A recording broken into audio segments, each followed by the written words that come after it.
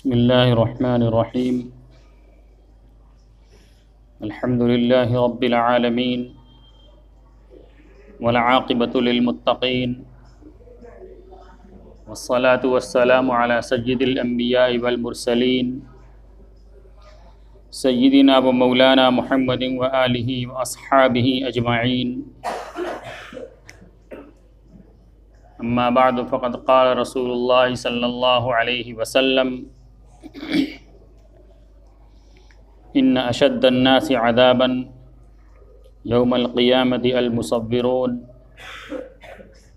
औ कमा क़ाल अलैहि स्सलातु वस्सलाम।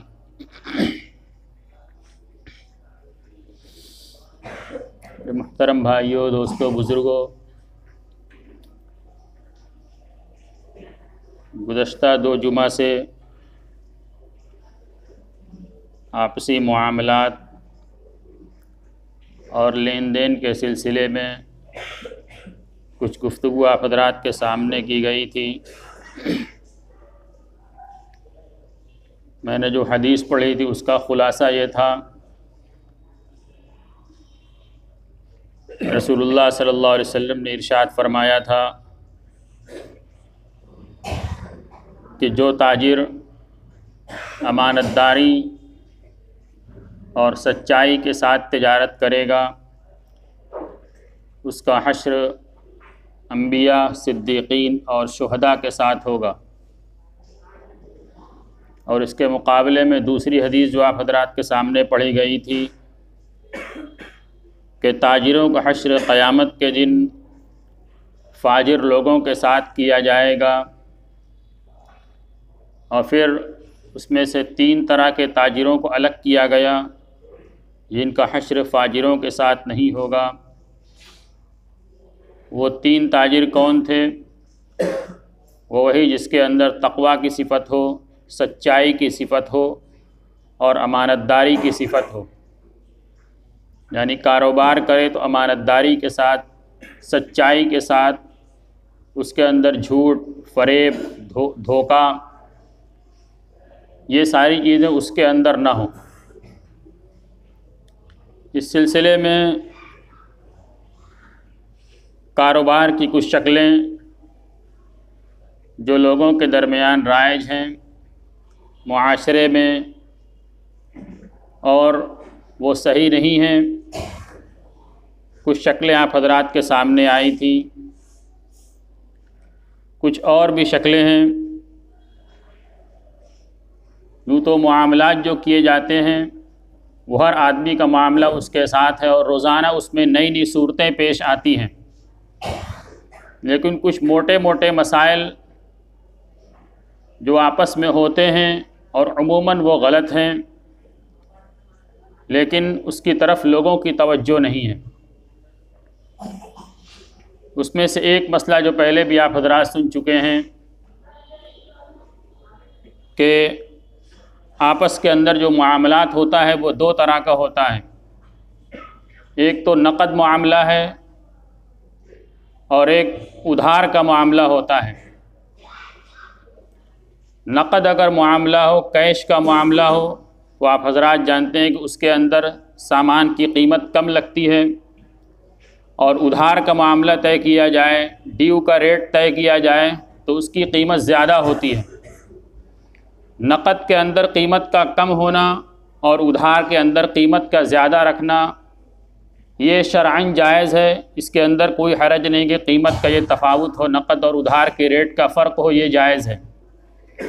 लेकिन मसला वहाँ बिगड़ता है कि हमने उधार के रेट पर एक माल ख़रीद लिया, जितने भी दिन का उधार तय हो जाए, 4 महीना, 5 महीना, 6 महीना, जो भी तय हो गया, नक़द के रेट पर एक मामला तय हो गया और फिर हमारे पास किसी ज़रिए से या कहीं से कुछ पैसा आ गया और फिर हमने सोचा कि इसका जो हमने माल 6 महीने के रेट पर ख़रीदा है उधार के रेट पर, इसका हम नक़द पैसा दे दें और फिर उसी तरीके से नक़द पैसा देते हैं और जो नक़द और उधार के रेट का जो फ़र्क होता है वो रेट अमूमन काट लिया जाता है, 5%, 7%, 10%। इतना काट कर हम पेमेंट कर देते हैं, पैसा दे देते हैं।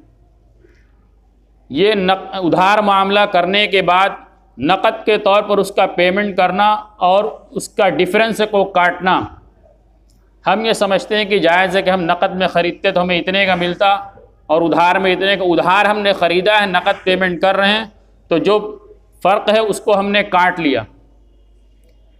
फरमाया हमारी नज़र में तो जायज़ लग रहा है, लेकिन शरअन ये जायज़ नहीं है। जो मामला मजलिस अक़्द के अंदर तय हो गया वो मामला उसी तरीक़े से बाक़ी रहेगा। मजलिस अक़्द का मतलब क्या हुआ कि जिस मजलिस में बैठकर हमने मामला तय किया कि ये माल हमने जो ख़रीदा है ये माल उधार के रेट का है या नक़द के रेट का है, ये किस तर्ज़ पर हमने ख़रीदा है, ये मजलिस अक़्द में जो तय हो गया, इजाब व कबूल हो गया, माल आ गया, काम हो गया। अब ये मामला उसी पर तय हो गया।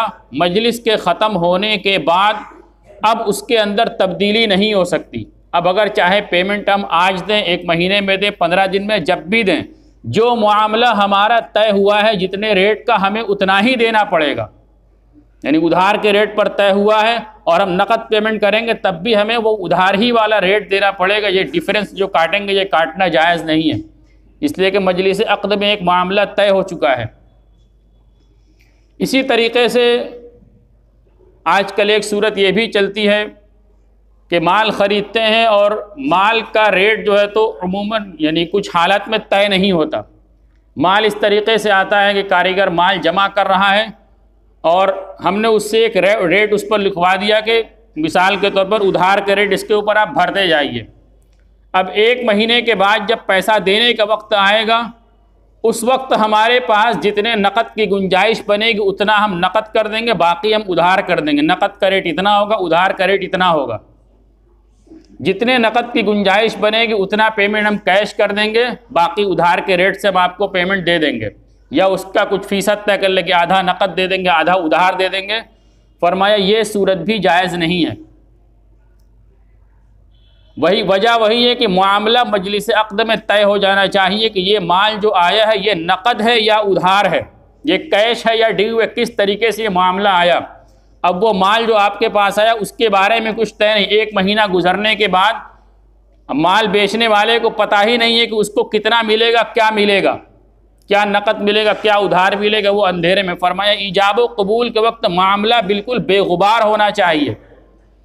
बेचने वाले को मालूम होना चाहिए कि इसका पैसा मुझे कितना मिलेगा और ख़रीदने वाले को पता होना चाहिए कि इसका कितना पैसा हमें देना है। अब 1 महीने के बाद की बात है कि जब पेमेंट करेंगे जितना नक़द होगा उतना नक़द कर देंगे, बाकी उधार। कितना होगा किसको क्या पता है, तो ये अंधेरे का मामला है। फरमाया मजलिस अक़्द में वो बात तय नहीं, इसलिए ये मामला भी जायज़ नहीं होगा। आप माल जब ख़रीद रहे हैं उसी वक्त उसका रेट तय होना चाहिए कि ये माल जो मेरे यहाँ जमा हुआ है ये नक़द में है या उधार में है। आपके पास जैसी गुंजाइश हो वैसा मामला कीजिए, हर पर्चे पर अलग कीजिए, ये आपका अपना मामला है। लेकिन अंधेरे में रख कर के जब पेमेंट देंगे उस वक्त जितना उधार होगा, जितना नक़द होगा, जो नक़द होगा वो नक़द के रेट से, जो उधार होगा वो उधार के रेट से, फरमाया ये जायज़ नहीं है।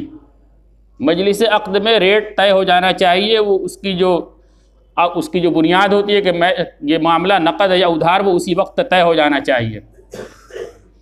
उसके अलावा जो पुराना मसला चल रहा है कि रेट काटने का मामला या कुछ जिसको कहते हैं कि नक काटने का मामला, अलल इतलाक़ नक काटना कि इतना माल आया, साड़ी पीछे, मीटर पीछे, थान पीछे, या किसी कुछ तय कर दे कि इतना कटेगा, 1 रुपया, 2 रुपया, 5 रुपया, इतना कटेगा। फरमाया इस तरीके से काटना और उसको तय करना ये भी दुरुस्त नहीं है। उसका नाम दिया जाता है कि आपका माल आता है, आपके माल में कुछ रफू होता है, कुछ ऐब होता है, कुछ छोटा होता है, फला फला फला, मुख्तलिफ नामों पर कहते हैं कि हम इतना चेक नहीं कर सकते, एक ये हमने इसको तय कर दिया, इतना कटता रहेगा। फरमाया अलल इतलाक़ सबके साथ इस तरीके का मामला करना ये जायज़ नहीं है। इसकी जवाज़ की सूरत जो फ़ुक़हा ने लिखी है वो ये है कि हर कारीगर के साथ, हर माल बेचने वाले के साथ इसकी सूरतें मुतफ़र्रिक़ होंगी। कोई आपके यहाँ माल बेचता है, उसके माल के अंदर किसी तरह का कोई ऐब नहीं है, और आप उसके ऐब के नाम पर या किसी भी नाम पर आप नक पीछे काट रहे हैं, ये काटना आपके लिए जायज़ नहीं है। अब किसी का माल आता है, उसके अंदर कुछ ऐब भी होता है, तो उस ऐब आने पर अलल इतलाक़ आप तय करें कि हम आपका माल चेक नहीं कर सकते, इतना हमने तय कर दिया, ये भी जायज़ नहीं है। उसके जवाज़ की सूरत ये कि आप उसका कुछ माल कुछ दिन तक चेक कीजिए और उसके ऊपर आप एवरेज गिराइए कि इसके माल पर इतना ख़र्चा अमूमन आता है, और जितना ख़र्चा अमूमन गिरता है उस एवरेज के हिसाब से आप उस कारीगर के साथ मामला कर सकते हैं। ये उसके साथ जवाज़ की सूरत होगी। अलल इतलाक़ आप अपने गद्दी के हर माल बेचने वाले के साथ ये मामला तय नहीं कर सकते कि हर एक का इस तरीके से कटेगा और ये हमारे यहाँ की धारा है, इसी तरीके से हमारा मामला होगा।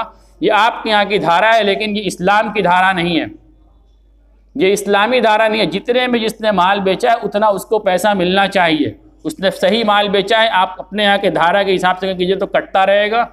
अव्वल सबसे सही तरीक़ा तो ये है कि जो माल आपके यहाँ आया आप हर माल को चेक कीजिए, जितना उस पर रफू पर या ऐब पर या दाग पर जिस पर भी जितना खर्चा गिरा आप पूरा उतना खर्चा दयानत के साथ उस कारीगर से वसूल कर सकते हैं, उसके नाम उतना डाल सकते हैं।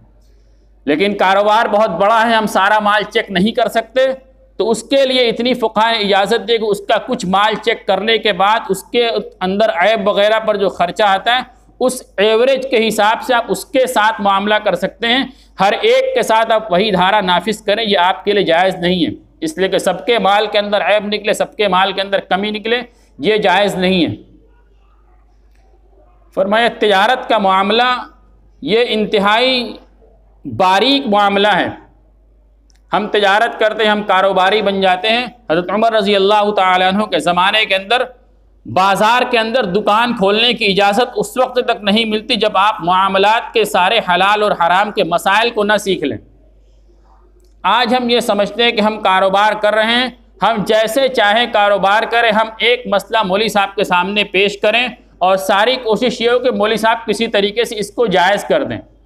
हम कारोबार के अंदर अपने इस्लाम को फिट करना चाहते हैं कि हम कारोबार इस तरीके से करते हैं, जायज़ कैसे होगा, ये इसको जायज़ करने की क्या सूरत होगी। ये हमें मेयार इस्लाम दिया गया है, हम कारोबार इस्लाम के मेयार के तरीक़े पर करें। और हम पहले एक कारोबार करते हैं और उस पर इस्लाम को फिट करना चाहते हैं, जबकि होना क्या चाहिए इसके बरक्स कि इस्लाम ने जो तरीक़ा हमें दिया है उस तरीक़े पर हम अपने कारोबार को फिट करें कि इस्लाम ने जायज़ नाजायज़ की जो हदूद बनाई है उन हदूद के अंदर रहते हुए हम कारोबार करें। ये कुछ मोटे मोटे मसाइल हैं, इसके अलावा बेशुमार हर एक के अलग अलग मसाइल हर एक अपने एतबार से मालूम कर सकता है। कहने का मतलब ये कि ये दुनिया के अंदर रोज़ी का कमाना ये तमाम फ़राइज़ के बाद बहुत बड़ा फरीज़ा है। अल्लाह तबारक व तआला के नज़दीक इसका बहुत बुलंद मकाम है, लेकिन हदीस के अंदर फरमाया गया तलब कस्बिल हलाली फ़रीज़तुम बादल फ़रीज़ा, के दीगर तमाम फ़राइज़ के बाद हलाल रोज़ी का कमाना, उसके अंदर रोज़ी कमाना नहीं है, फरमाया कस्बिल हलाल, हलाल रोज़ी का कमाना ये बहुत बड़ा फरीज़ा है, बहुत बड़ी जिम्मेदारी है।